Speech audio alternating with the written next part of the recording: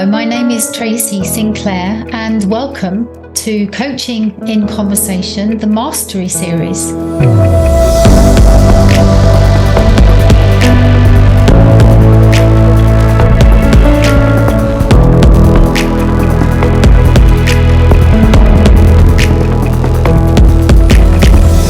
This series of conversations explores the concept of mastery in coaching. And I have the great pleasure of talking with several ICF Master Certified coaches from around the world to understand what mastery really means to them, both as coaching practitioners and also as human beings. We explore many different perspectives and nuances of this topic, and I hope it is of use and interest to you as you continue to navigate your own pathway of development. Hello everyone, my name is Tracy Sinclair and welcome to another episode of Coaching in Conversation. This episode is part of our Mastery series, and this time I have the wonderful pleasure and honour of talking with Scott Howard. Scott is a licensed attorney. He also is a former commander in the US Coast Guard. With many years of experience of leading teams. He's also served on 7 ships and 5 legal units in leadership positions. Since leaving the military, he has formed a very successful career and business as a coach and a hypnotist. And in that capacity, he works with leaders from many organisations, many mainstream large organisations in the US and globally, as well as the US government. I know Scott because I had the great pleasure of working alongside him on the board of the ICF Global Enterprise Board when he was the treasurer.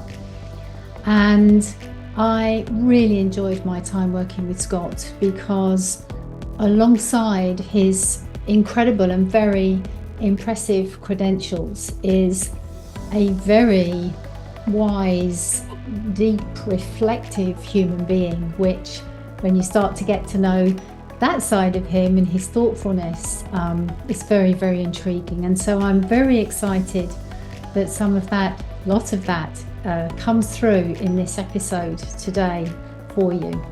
So I really hope that you enjoy my conversation with him. I know I certainly did. And this episode is called Slow Down and Go Inward. I have the absolute pleasure of talking to Scott Howard, who is a very valued and trusted colleague from a few years back when we've shared some time together working on the ICF Global Board. And I was just saying to you earlier, wasn't I, how doing this podcast has also been an excuse to catch up with you again. So it's been really nice to have a conversation. I'm really looking forward to this. And so thank you and welcome to this episode. Oh, thank you. And I appreciate you thinking of me and having me here. And I feel the same way. It was wonderful working together and sharing the journey. We did our leadership positions on the board at ICF and learned a lot about each other. And so thank you so much for having me here today. Thank you. Well, as I ask everyone that has this conversation with me, I'm going to just start with a very simple question and then we'll see where it takes us. And the question is, given that this is about mastery, what does mastery mean to you? Yeah, and you know that's an important question, I believe, that I've started to spend more time with over the years, and I would say for me, it's a moving target. It is something that we do not know. We don't have a final. We don't have a final analysis of it. And let me explain that. When we talk about mastery, I apply that to myself as I'm always developing. I'm always changing and evolving. And, you know a little bit about me. I'm a coach, but I'm also a hypnotist. Um, and that means I'm an entrepreneur, because if you're running your own coaching business, you've got to be a small business person too. And every day I find ways to enhance that I find ways to shift thinking around something. And, even with my clients, I get so much education from my clients at times of a new way of thinking of something, because we have internal biases that come in. We have, internal tracks that we just stick with that are comfortable. And that's the thing about that I've learned about myself, and I think it's true for a lot of humans, is we get really comfortable and we do not like to shift or change.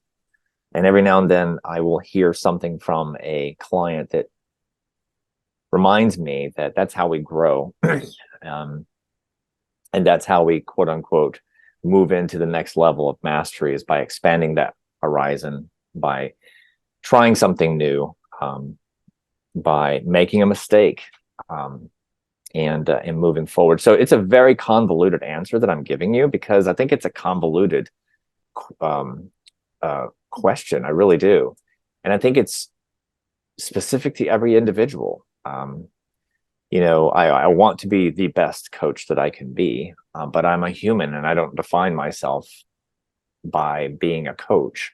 I'm a hypnotist, and I want to be, the best hypnotist possible. But again, I'm a human. And I think if I can master that piece of being a human, being a loving, compassionate, kind, empathetic, understanding human, then that will resonate in all those different areas that I'm trying to contribute to the world in. So maybe that's the answer to the question. Is, for me, it's growing as a human being and trying to bring your best to the world through that growth every day. Isn't that a long-winded, crazy answer? Wow. I don't know about long-winded and crazy. I love that. I love that answer, because what really resonated with me, Scott, is that when one thinks of mastery in a particular discipline, say coaching or hypnotherapy, we can think about mastery of skills and behaviors, and yet you went somewhere very different, which was to mastery of self, to become kind, compassionate as a human being. So Right. it was really quite a distinction. It was quite interesting where you energetically immediately went. Yeah. Yeah. And I think that's just experience. I mean, I work in the corporate world a lot. I work for a lot of the big brands you've heard of. And I've worked with White House folks as well. That was years ago. And but I've seen it in government, senior levels of government, downward, and business. And it's almost like we forget that we're humans, and we forget that mistakes happen. We forget that we're all carrying a story with us that is important to us. And that if we take a little time and learn about that story, we can touch into that humanity a little bit more. And same thing with the hypnosis. I mean, with the hypnosis, that becomes even more intimate. Coaching is an intimate profession. When someone invites you into their lives to be a coach for them, they're going to be sharing important stuff. And it may get personal at times, or it may stay within the professional, but still it's personal. And with hypnosis, it's a little bit even more intimate. And what I've learned is some of the kind of biggest complaints that we have as people all trail back to other people, other situations where they've been really challenged or even traumatized or abused. And I'm not talking about the serious kind of trauma. I'm talking about just the way you're treated at work sometimes, the way you're not valued. And so when I coach, when I this is difficult to do, but when I coach, I will try to remind that person that we're all human, and you can bring out more of your empathy. You can set the example. So that's why, the longer I've done this, the more I see that if our world just plugged into that aspect a little bit more, our world would probably be a better place, Mm. you know. Mm. It sounds like you're really speaking there to the broader potential for coaching generally. Yeah, exactly. And I think, and that can be brought out through our typical coaching skills of, asking deeper questions, of being curious. But I think it also takes some self-reflection. I went through a bout of cancer a few years ago, and that really made me draw a pause to the important things of life. And I have to say, as a result of that, I touched in a lot more to spirituality, which I had kind of neglected and pushed to the wayside. And I think a lot of people do that because we get caught up in the world, trying to make a living, trying to enjoy the world, trying to push through. And then when something like that causes you to slow down, and I hear it from clients all the time that this happened and it made me slow down and start to think of the world differently, or this happened in my life and now I want to take my career into a new direction where I'm helping rather than just making money.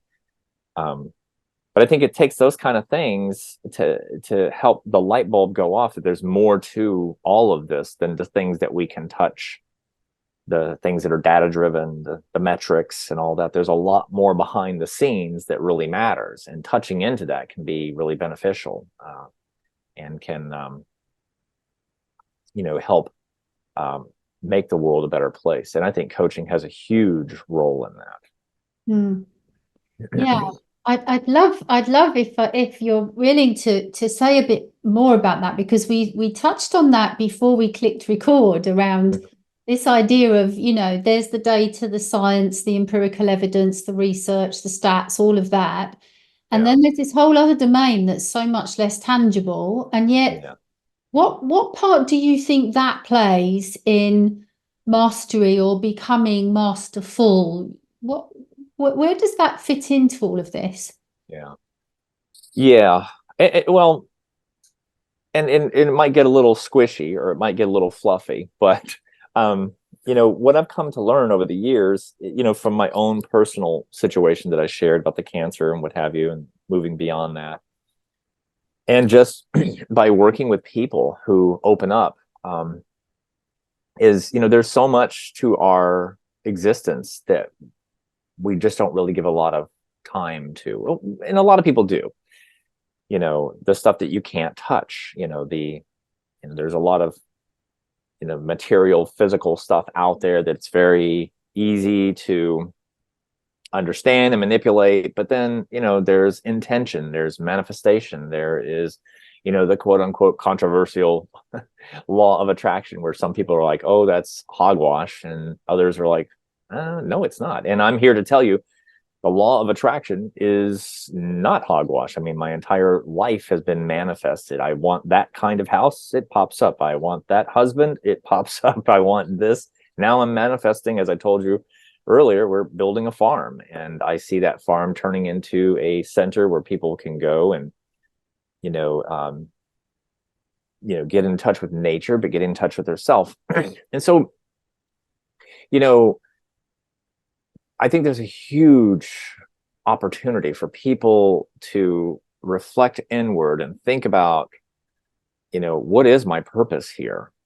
And especially if you're a coach, you can start to integrate that purpose into your coaching, and take it in whatever direction you want, for the betterment of people and for the betterment of the planet. And you have coaches nowadays that are integrating Reiki in their coaching practice, or they're integrating, mindfulness, or meditative practices, or what have you. And all of that is what I'm talking about, where we're just trying to help people realize that, you're at work, you're trying to negotiate work, and you want to become a better professional. But at the same time, there's this whole element over here of you around your mindset, that if you start to leverage, you can make it a multiplier of, the work you're doing in coaching, and then take your life to the next level. So, and one thing I've learned as a hypnotist is, mindset is so important. Mm. I'm sure you know this, Tracy. I'm sure you've heard this, that people will tell you, oh, I have this inner critic inside telling me, oh, I'm not good enough, or he did better, or whatever.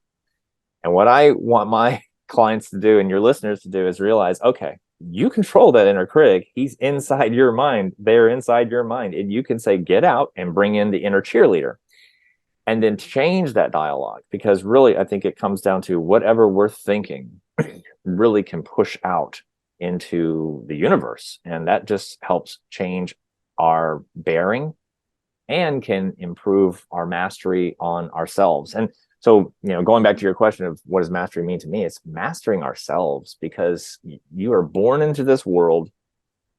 And I believe you're coming into this world before you do. And you get here and it's like, okay, you start with a brand new brain, a brand new body, and no owner's manual. And you have a lot of people imprinting their ideas on you. And probably not until you're 30 or 40 do you realize, oh, I'm a living individual and I can shift, I can change. But by that time, a lot of imprinting has happened. Plus, you're in the race of trying to make money and trying to make a living. And but I'm here to tell you, manifestation works, intentionality works, and I've seen it over and over personally. But I've also seen it with a lot of my clients where they have redesigned their lives, or they have intended something and just found more purpose and meaning in life, and therefore they're a little bit more grounded. Mm. So, I convolute all over, with with your answers that I'm giving you. And I hope that was helpful. Oh, I'm loving it. I'm just sitting here very quietly, just taking all of this in, Scott. It's wonderful. And to just check my understanding in a way, what was coming up for me was that in some ways then things like intentionality and manifestation could almost be viewed as tools for mastery, that they're part of the vehicles or the tools that we can access within ourselves to become more masterful. Is that right? Yeah. Hmm. Yeah. I mean, and I think, make it an intentional practice. Write yourself a note that, okay, today I'm going to spend 5 minutes being intentional about whatever. And yeah, I think and you can do it anywhere. You can do it while you're driving. I have I'll share something that one of my clients said to me, and I was really happy for my client making this breakthrough. And it was, again, going back to the inner critic thing. And the person said, the inner critic kept coming in, and then I just changed it. And I was in the shower, and I started with an I am series of statements. And this reminded me of Wayne Dyer, who I love and think the world of. He's passed on. But, he had a lot of philosophy around the I am idea, and whatever you put behind the am, is ascending a message to your consciousness, to your super consciousness, to the universe. And it can be, I am great, I am loving, I am kind, or you can go the opposite direction. And so this client, he told me, I'm spending like the time that I drive from here to there, which 8 minutes, 12 minutes, whatever, and it's I am, and it's just one good word after another. And as he does this, he's feeling it in his body. He's feeling a shift. And that's how he spends a lot of time. Now, that might sound a little crazy to some people, but that's what we need to do. We're constantly bombarded in this world with messages of how you need this and you should change. And, if you use this product, look how happy you'll be. And, those folks are trying to make a living too. They need to sell and they need to make a living. But it can wear on you. And so if you spend that time, using that tool of I am grounded, I am loved, I am, fortunate, I am kind, I am, whatever, you put it right behind it. and you feel it. Yeah, I am loved. I got people around me who care about me. I am fortunate. So many people in this world are suffering and I am not. it can really help you reframe. And I believe that starts to manifest in other areas of your life. I mean, I just think you say that messaging long enough and your subconscious believes it and starts to work with the universe to bring that into reality. And again, I'm a hypnotist, and I tell you, once you start to tap into that subconscious mind, you really can shift your life for the positive and enjoy life a lot more. So definitely a tool. You're making me think, just to share a personal story quickly about the I am, is as I shared with you before, I've trained to become a yoga teacher. Mm-hmm. And as part of our training, we did some modules on chanting. And there was this beautiful experience where we'd been learning to chant. And at first we were all, at different tones and speeds. And it was just a little bit of a hodgepodge of people umming and ahhing and not sounding very good at all. And then we found our rhythm and our groove. And there was this mantra that was I am, and then there was a word added as you were describing, and it ended with I am, I am, I am. And it was just literally I am. And there was this moment at one point after we'd been practicing, and everybody commented on it afterwards. And I don't know whether it was the resonance of the energy in our voices, the vocal cords, the emotion, whatever it was, but just the environment shifted sort of viscerally. And when we finished and stopped, quite a few people just either spontaneously cried or laughed. It was really powerful. So I thought I'd just share that because you were just reminding me of it, and I thought, wow, that was such a good experience. Yeah, that's beautiful. And that's beautiful. And that's what I'm talking about. You can have some scientists saying, well, let's measure that. Let's put some metrics around that. And yeah, you might be able to measure it and get some statistics, but everybody's experience was a little bit different. Some highly emotional for all. And but that's what I'm talking about. And that's, what I believe coaching can help people touch more into that. And as an aside about this story that you're telling, I truly believe I have I did some deep reflection, and I believe I've had a guide with me my whole life. And his name is Thomas. So I know, I might be getting into some squishy territory for some folks that are a little bit more, conservative or what have you. But Thomas has given me a lot of ideas and thoughts and just popped them into my mind. And that's one thing that came into my mind not that long ago. If you get a bunch of human beings together and they are all concentrating on the same thing and they vocalize it, I wasn't given any kind of, oh, you can move a mountain or this is going to happen, but what I got was, it is a powerful resonance, and the more people doing it, and the more intentionality and the focus, and if it's especially focused on love or just being present and focusing love and kindness, you have enormous power. Then that's what I have been shared with my guide. So I would imagine if you're there in a group of 15 or 20 people or whatever, 30, whatever, and that happens, that yes, there's going to be an emotional experience. And again, that's what I'm talking about, the stuff you can't touch, but it's there.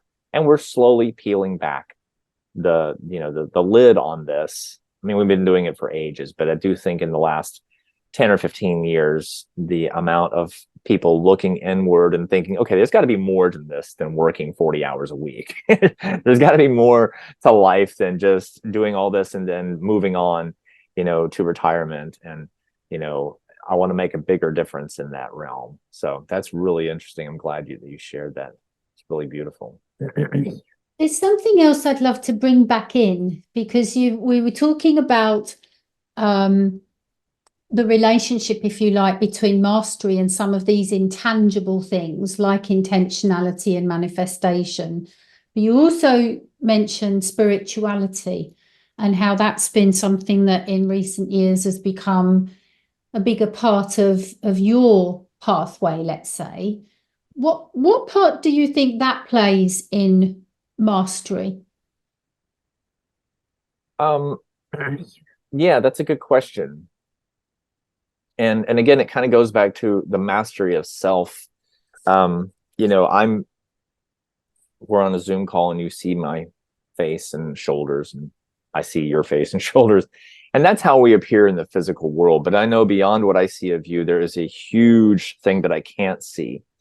And that is that energy that we can't put a finger on. I can shake your hand and feel your hand, but I can't touch that energy that it could be referred to as the superconscious, the soul, the spirit.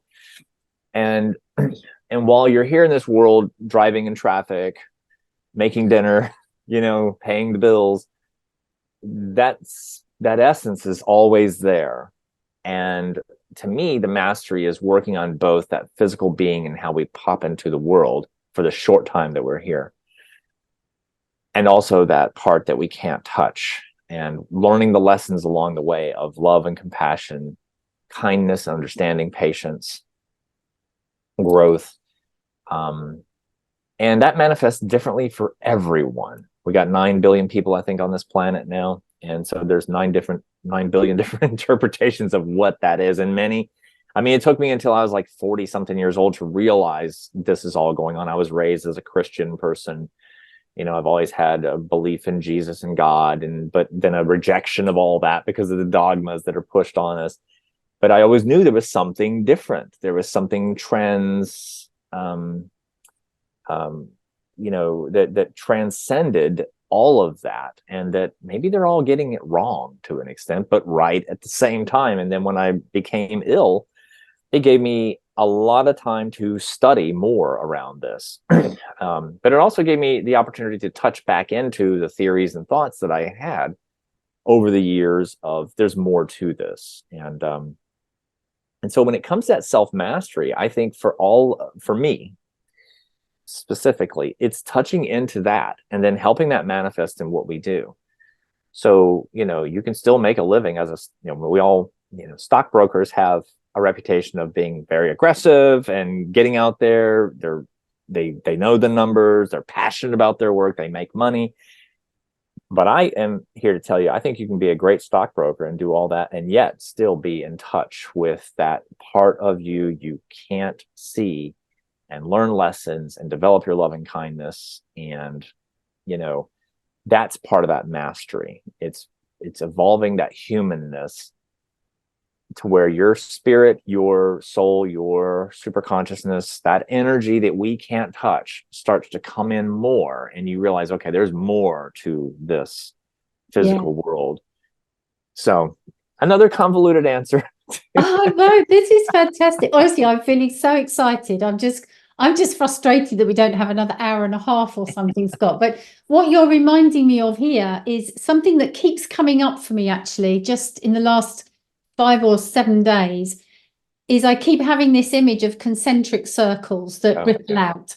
And I was talking in a group yesterday about that with regards to listening. And it's just come up for me again today with what you've just shared, is that we can think of mastery as mastery of our skill set and our behavior, which would be quite a small inner circle. But then there's also mastery of ourselves when it comes to our physical being, whether it's our mind, our body, and our physicality.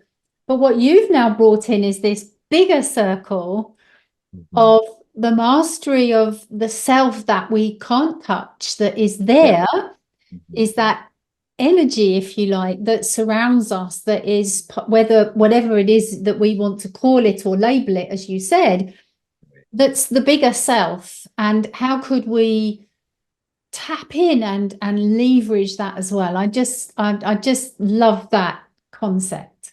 Yeah, and my philosophy is you have to tend all of those, but you know, that part that I'm speaking to that we can't touch, that soul, spirit, super consciousness, essence piece, that endures. and it's been with you forever. It will be with you forever. And because again, I think we pop into this consciousness, born as a baby, we live through the life, however long we're supposed to be here, and then we go back to where we came from. And it's a beautiful cycle. It works, and we learn along the way.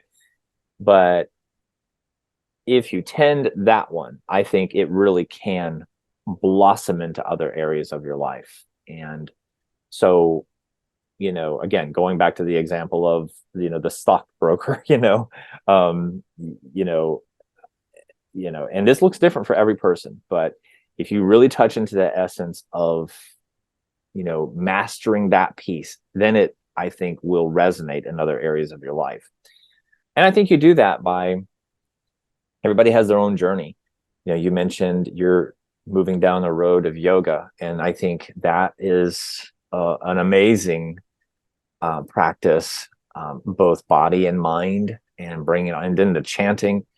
But people do it with Reiki, with meditation, any kind of, when you take a human being and slow them down and they can turn inward around anything, I don't care if it's just staring at a candle for 5 minutes, that can help, because it just slows you down and it lets you be with yourself. And, we have so many competing interests between family, loved ones, work, media, so many things that are taking our attention. But when we can bring that attention back to self, we can actually start touching into that mastery, and spend some time, developing that. And you can do this just a few minutes a day. It's not a heavy lift. Yeah. Mm-hmm. Gosh, well, I'm kind of resisting asking this question because it's sort of starting to funnel us to a pause, but I know that our time is probably just starting to come towards a pause, even though I'd love to keep talking for a lot longer. Sure. If someone is listening to this, which hopefully they are, who maybe is, a credentialed coach that is looking towards gaining an MCC on the horizon, whenever that might be for them, because that's their chosen professional pathway. What would you say to that coach that is looking to, develop along that pathway? What would your thoughts be, or your perspective for them? Yeah. Well, there's a lot of things that come to mind. Number one, I would say, go inward with this. Think about it. Do you really want to be an MCC? Number one, I would say there's plenty of PCCs that I believe are operating at the MCC level, and they're quite satisfied. So is it, what's driving that? Is it that outside stuff out here in the huge material world saying you've got to be better, you've got to go further, or is it, I truly just want to take myself to the next level and challenge myself for the sake of that challenge and learning? So I think it starts kind of with an analysis there. And, then I would just think of it as, while I talk about touching into that part that we can't really touch, and we do have these opportunities around us, and that's one where we can take our coaching to the next level by surrounding ourselves with people who have been practicing longer, that have a stronger relationship with coaching, that have fresh ideas that can challenge us. And that is, really beneficial as well. It is really pushing ourselves to a whole new level of coaching. And so, I would say, if you're deciding to do that, it's not that easy, because it is one of those things that, you just get the hours and the education and what have you, and that's great. But there's, your coaching shifts. The style of coaching kind of shifts organically from within.